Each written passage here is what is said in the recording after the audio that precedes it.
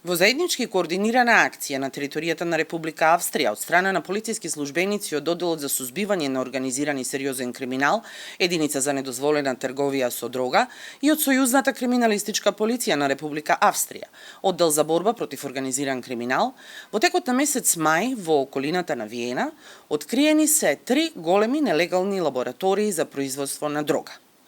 Станува збор за лаборатории опремени со софистицирана опрема, алоцирани во подрумски простории на 3 стамбени објекти, при што се запленети над 2000 стебла марихуана. Во акцијата лишени од слобода се 3 лица кои директно учествувале во одгледувањето и понатамошната продажба на наркотичната дрога, а се дел од поголема меѓународна организирана криминална група која дејствува во повеќе држави во Европа.